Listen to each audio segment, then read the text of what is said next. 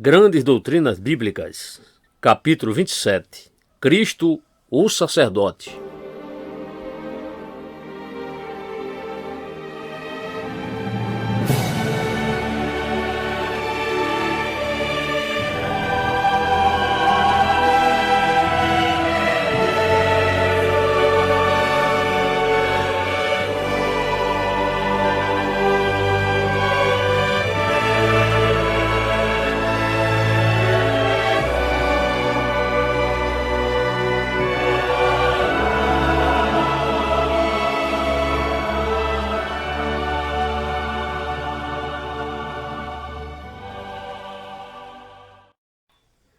Em nossa consideração da obra do Senhor Jesus Cristo, descobrimos que, essencialmente, ele é descrito nas Escrituras como um mediador, aquele que se posiciona entre Deus e nós.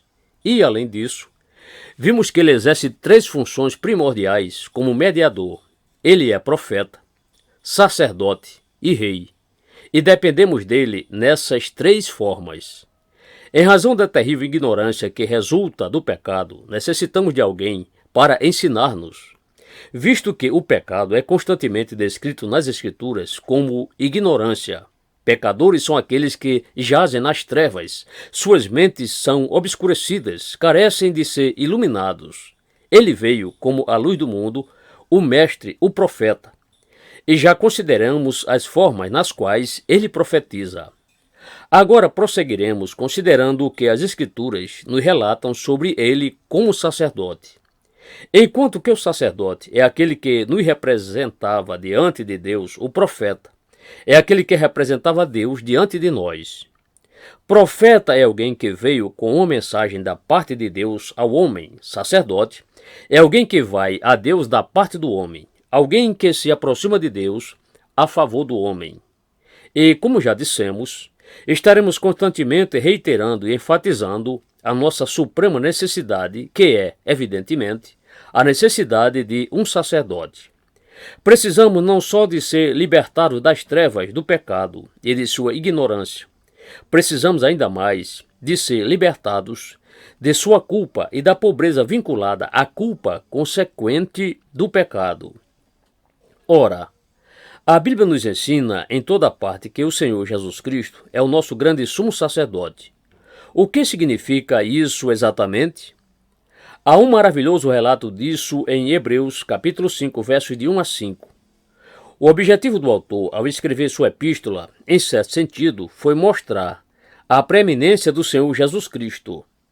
Especificamente, ele queria mostrar sua preeminência sobre Arão e, especialmente, que ele é o grande sumo sacerdote que realizou essa obra perfeita. Mas o autor diz que se encontra em meio à dificuldade. Sua dificuldade consiste em que ele deseja explicar o fato de que o Senhor Jesus Cristo é o nosso grande sumo sacerdote, segundo a ordem de Melquisedeque. Porém, diz ele, muito temos que dizer, de difícil interpretação, porquanto nos fizeste negligentes para ouvir. Hebreus 5, verso 11. Então ele prossegue explicando-o um pouco e afirma que sua dificuldade se deve ao fato de que os cristãos hebreus são ainda vacilantes sobre os princípios rudimentares da doutrina de Cristo. São ainda bebês porque estão ainda vivendo com leite espiritual e religioso e não são capazes de digerir carne, nunca exercitando realmente as faculdades e os poderes que Deus mesmo lhes dera, a fim de discernirem as coisas boas e as ruins. E, infelizmente, há ainda grande número de cristãos que se acham nessa posição e que dizem: não posso suportar a doutrina, é pesada demais para mim. Acho-a uma coisa difícil e enfadonha. Apresente-me um tipo de preleção da Bíblia que fará Hebreus completamente compreensível em apenas uma noite e ficarei feliz, mas essa doutrina é por demais difícil de se seguir. Ora, se esse for o caso, a única coisa verídica sobre tais pessoas é que são crianças em Cristo, e em virtude de tantos dentre elas serem ainda crianças, é que perdem muito da fé cristã. E além disso, se veem tantas vezes em dificuldades e perplexidades, não sabendo o que fazer, nem o que pensar. Ao mesmo tempo, porém, não devemos concluir que isso signifique que essas doutrinas sejam simples.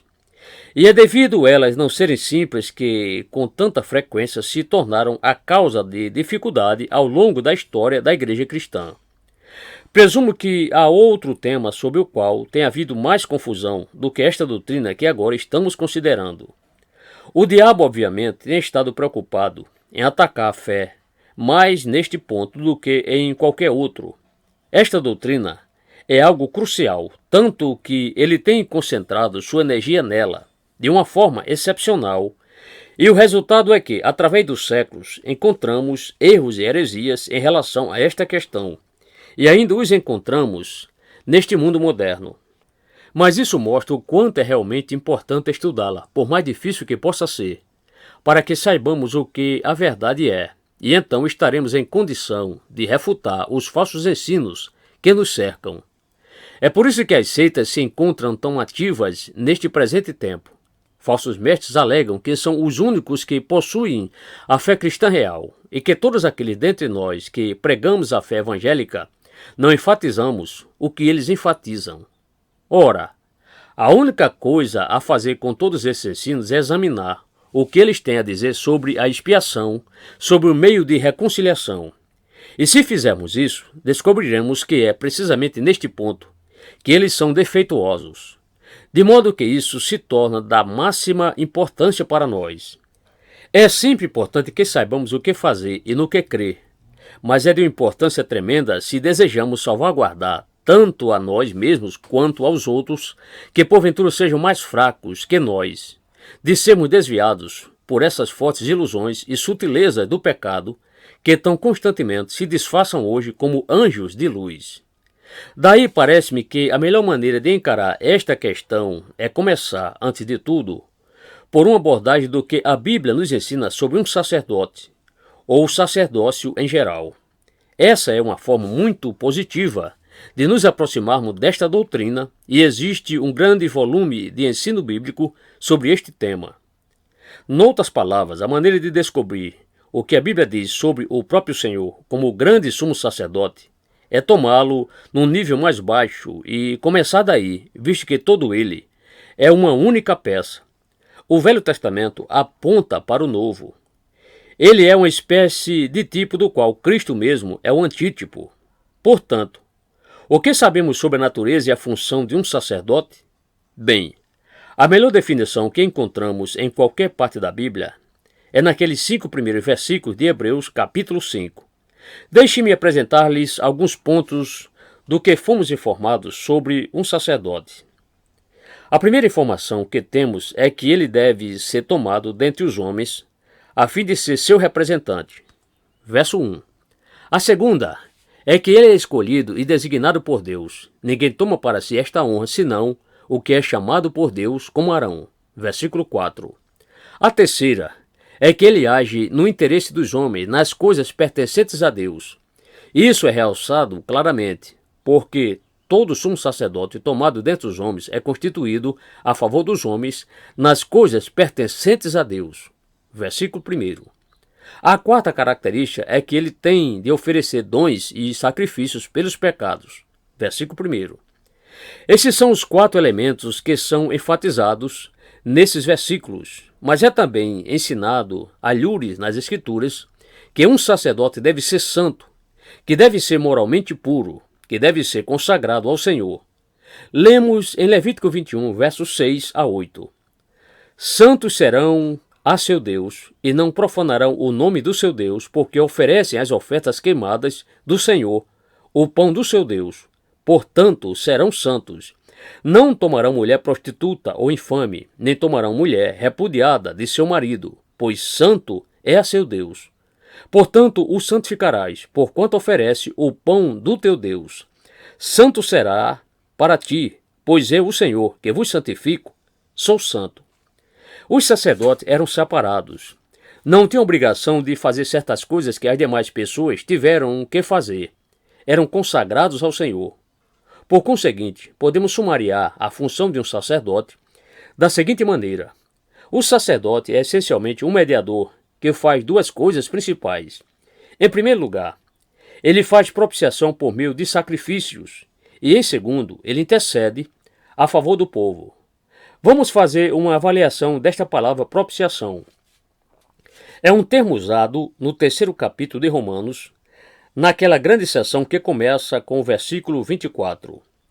Sendo justificados gratuitamente pela sua graça, pela redenção que há em Cristo Jesus, ao qual Deus propôs para a propiciação pela fé no seu sangue, para demonstrar a sua justiça pela remissão dos pecados dantes cometidos, sob a paciência de Deus.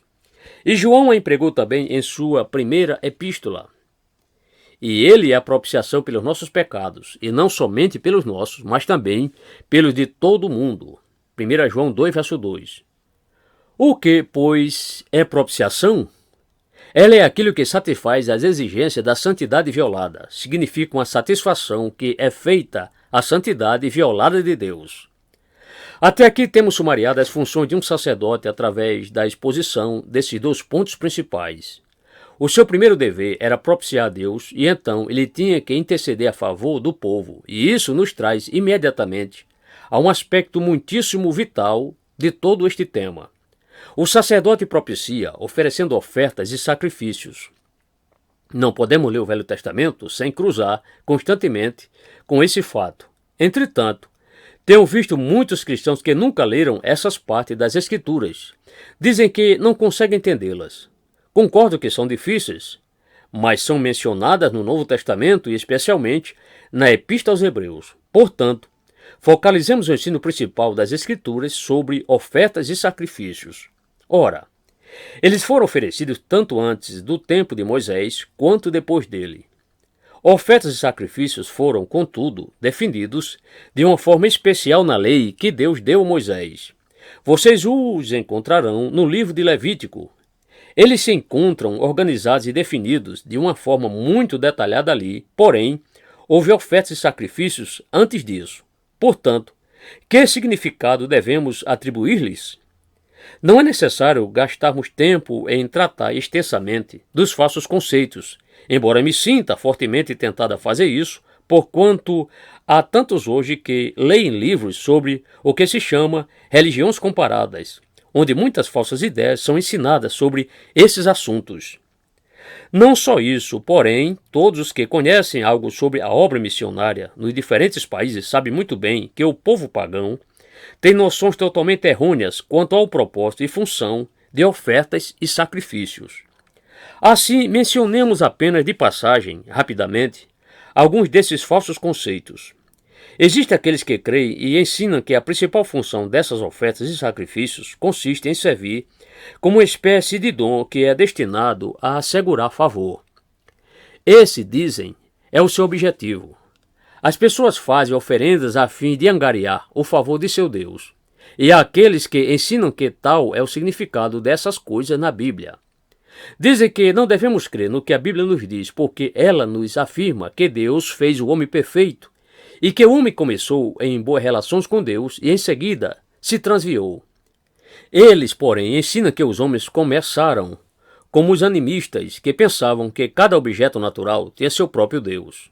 Eles subiram a escala até que eventualmente chegaram a crer num só Deus, mas retiveram, por assim dizer, suas ideias primitivas de sacrifícios, as quais foram incorporadas erroneamente no cristianismo. Ou diz-se que um sacrifício é uma espécie de símbolo, que representa uma comunhão de vida com Deus. Os homens matam o animal e tomam o sangue desse animal e o derramam no altar. Creem que o espírito de seu Deus está no animal. Portanto, ao derramar o sangue do animal no altar, acreditam que passam a ter comunhão com o Deus através desse símbolo do sangue. Há ainda outros que creem que os sacrifícios são uma espécie de comunhão sacramental. Dizem que Deus está realmente no animal. Portanto, quando matam o animal e o comem, estão se alimentando do seu Deus e estão recebendo sua vida e, dessa forma, estão sendo edificados nele. Outros ensinam que os sacrifícios e ofertas são apenas uma forma de prestar homenagem ou tributo a um Deus. Essas, pois, são as falsas ideias acerca de ofertas e sacrifícios. Mas o que é ensinado nas Escrituras?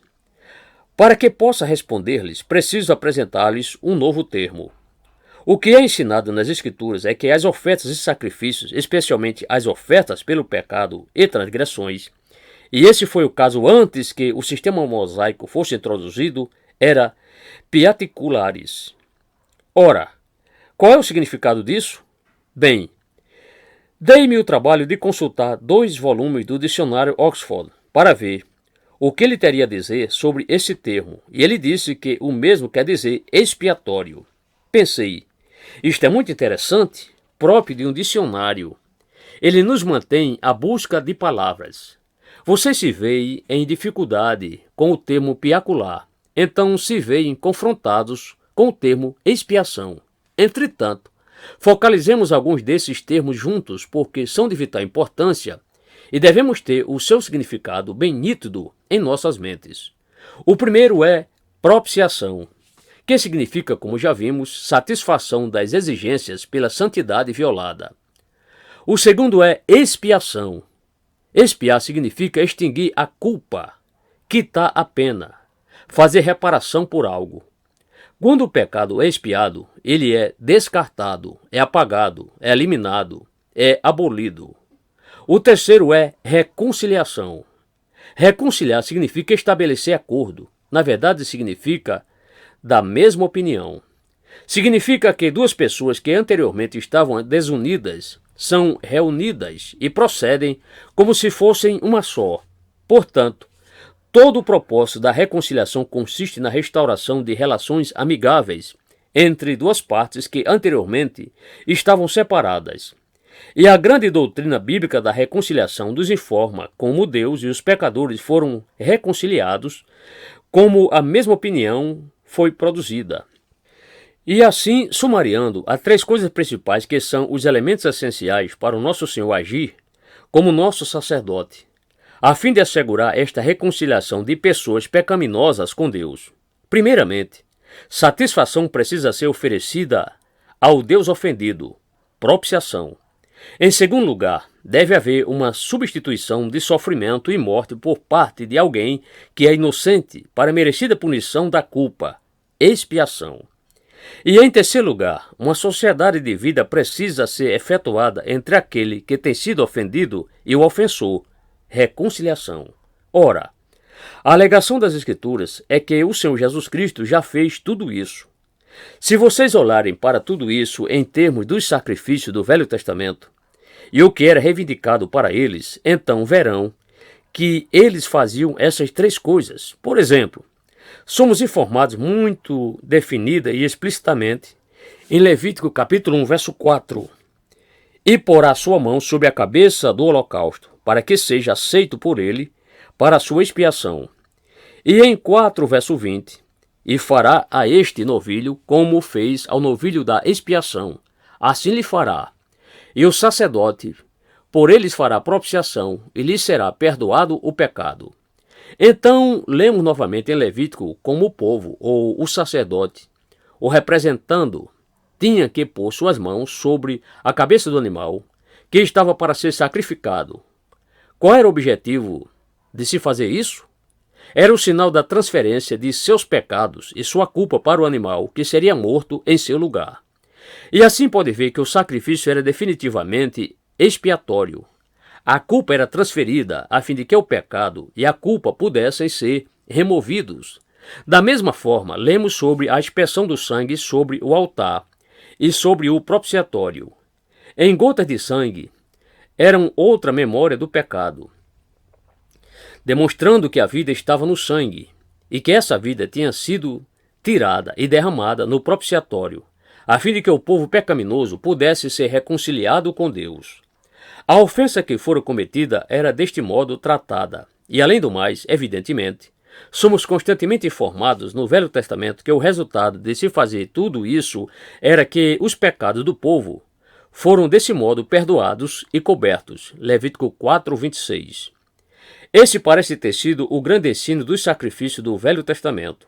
Eles eram oferecidos a favor do povo eleito de Deus, os filhos de Israel, que, embora fossem filhos de Deus, ainda caíam em pecado e, dessa forma, entravam numa relação errônea com Deus. E o propósito das ofertas queimadas e dos sacrifícios era para que o povo de Deus pudesse ser restaurado novamente à sua comunhão e seu pacto com ele, ao seu lugar e privilégio como seu povo, para que pudesse desfrutar de suas bênçãos que haviam sido perdidas ou por negligência ou por transgressão. E, evidentemente, outra grande função era que os sacrifícios e as ofertas queimadas eram tipos do Senhor Jesus Cristo e a maneira de Deus reconciliar o homem consigo. Apontavam para ele de várias formas. Voltemos, porém, a esse ponto mais adiante. Aí, pois, está o principal ensino escriturístico com respeito à função de um sacerdote. Temos visto o que era próprio dele. Ele era um homem, e vimos que sua obra consistia em fazer sacrifícios, e sacrifício por essas razões, e ao mesmo tempo ele continua a interceder pelo povo. Ora, o grande testemunho das Escrituras, em todo lugar, é que nosso Senhor e Salvador Jesus Cristo é o nosso grande sumo sacerdote. Antes de apresentar-lhes as evidências bíblicas, deixe-me realçar que há uma grande diferença entre ele e tudo o que lemos sobre os sacerdotes do Velho Testamento. No Velho Testamento, o sacerdote tinha que suprir-se de seus sacrifícios, o cordeiro, etc. Mas no caso do Senhor Jesus Cristo, o sacerdote e o sacrifício eram uma e a mesma coisa. Ele é o sacerdote. O que ele ofereceu a si mesmo, ofereceu sua própria vida, seu corpo, como sacrifício.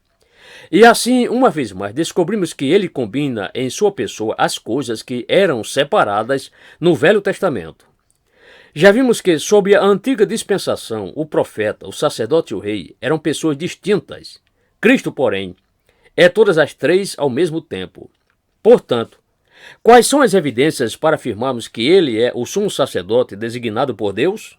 Bem, é interessante observar que só há um único livro na Bíblia que o descreve direta e explicitamente como sacerdote, e esse é, evidentemente, a Epístola aos Hebreus. Hebreus o descreve como tal numa série de versículos, Hebreus 3, verso 1, 4, 14, 5, verso 5, 6, 20, 7, 26 e 8, verso 1. Confiram-nos para si mesmos. É um estudo muito compensador delinear isso e segui-lo do princípio ao fim. Mas é evidente que em muitas outras partes o ensino se acha implícito. Por implicação, ele está aí. Por exemplo, preste atenção ao nosso próprio Senhor. Ele diz, porque o Filho do Homem também não veio para ser servido, mas para servir e dar sua vida em resgate de muitos. Marcos 10, 45. Isso é também algo que é constantemente ensinado pelo apóstolo Paulo. Em Romanos 3, 24 e 25 ele diz, sendo justificado gratuitamente pela sua graça, pela redenção que há em Cristo Jesus, ao qual Deus propôs para a propiciação pela fé no seu sangue, para demonstrar sua justiça pela remissão dos pecados dantes cometidos, sob a paciência de Deus. Ele diz a mesma coisa em Romanos 5, versos 6 a 8 e em 1 Coríntios 5, verso 7.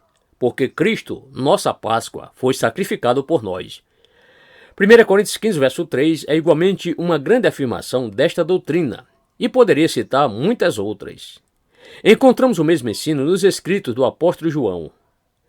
João Batista diz, eis o Cordeiro de Deus que tira o pecado do mundo. João 1, 29. Também lemos em João 3, versos 14 e 15. E, como Moisés levantou a serpente no deserto, assim importa que o Filho do Homem seja levantado, para que todo aquele que nele crê não pereça, mas tenha vida eterna. Esses versículos contêm o mesmo ensino, assim como em 1 João 2, verso 2, lemos, e ele é a propiciação pelos nossos pecados, e não somente pelos nossos, mas também pelos de todo o mundo. Pedro ensina isso mesmo em sua epístola, mas com o precioso sangue de Cristo, como de um cordeiro imaculado e incontaminado, 1 Pedro 1,19. Levando ele mesmo em seu corpo os nossos pecados sobre o madeiro, para que, mortos para os pecados, pudéssemos viver para a justiça, e pelas suas feridas fostes sarados, 1 Pedro 2,24. Porque também Cristo padeceu uma vez pelos pecados, o justo pelos injustos, para levar-nos a Deus, mortificado, na verdade, na carne, mas vivificado pelo Espírito. 1 Pedro 3, verso 18. E agora a alegação é que ele é o nosso grande sumo sacerdote, E se examinarem o ensino concernente a ele à luz dos desideratos, que se acham delineados em Hebreus, capítulo 5, vocês descobrirão que ele satisfez a cada um deles. Ele é tomado dentre os homens. Ele não tomou isso para si mesmo. Ele é chamado e designado por Deus. Além do mais, ele faz representação pelo povo nas coisas pertencentes a Deus e oferece dons e sacrifícios. Assim, ele cumpre tudo, perfeita e completamente. E não só isso, mas tendo assim como o sacerdote oferecido os sacrifícios, ele também intercede a favor de seu povo. Aqui tocaremos apenas de leve neste ponto agora, porque, para focalizar nosso Senhor como aquele que intercede a nosso favor, seria antecipar o estudo posterior. Mas talvez seria viável considerar as obras de nosso Senhor como sacerdote, como um todo. Ele orou por seus seguidores pouco antes de sua morte. Vocês o encontram em João capítulo 17, em sua oração sacerdotal. E somos informados que ele vive sempre para interceder por eles, no céu, com Deus. Hebreus 7:25. Ele é o nosso advogado e faz-se plenamente claro que quando ele roga em nosso favor, sua própria presença é em si mesma uma intercessão, porque ele é uma recordação da expiação que foi feita, a propiciação que foi oferecida. Em João capítulo 17, vemo-lo orando para que pudéssemos ser guardados do diabo, para que pudéssemos ser santificados pela verdade, e para que pudéssemos estar onde ele está, para observarmos e contemplarmos a glória que ele tinha com o Pai desde antes do mundo ser criado. Sua intercessão é infindável, e nós, como crentes e como filhos de Deus, caminhando pelas vias deste mundo, cairíamos em pecado. Ora, é um bendito conhecimento que temos que possuímos um advogado junto ao Pai, um advogado que ainda é a propiciação e que nos reconciliou uma vez para sempre. 1 João capítulo 2. Essa é a única coisa que pode dar-nos segurança de que nosso pecado é perdoado, que não devemos permanecer no pecado. Ela nos diz que não devemos atentar para o diabo quando ele quer que creiamos que, por causa desse pecado, perdemos nossa relação com Deus e que nunca poderemos ser novamente restaurados. Respondemos a tudo isso dizendo: o advogado está aí, e ele é a propiciação, e sabemos que somos perdoados, pois, se confessarmos nossos pecados, ele é fiel e justo para nos perdoar os pecados e nos purificar de toda injustiça. 1 João 1, verso 9. Assim vocês podem ver que nosso Senhor satisfez todas as exigências que foram estabelecidas. Ele o fez em sua pessoa através do fato de ter nascido como homem. Ele nunca poderia ser nosso sumo sacerdote se não tivera tomado a natureza humana para si. Ele tinha de ser aquele que é tomado dentre os homens, porquanto a encarnação era essencial. Ele, pois, tornou-se homem, o Verbo se fez carne. Ele tomou para si a natureza humana, a fim de poder representar-nos como um tomado de nosso meio, e conhecer-nos e compreender nossa condição. Tendo experimentado as fraquezas, embora sem pecado, tendo sido tentado em todos os pontos como somos, todavia sem pecado. Ele é o sumo sacerdote, que pode representar-nos e falar a nosso favor. E vimos que ele tem uma oferenda a oferecer, um sacrifício a apresentar, que já foi aceito por Deus. E assim ele intercede e vive sempre a fazer intercessão por todos aqueles que se chegam para Deus por intermédio dele.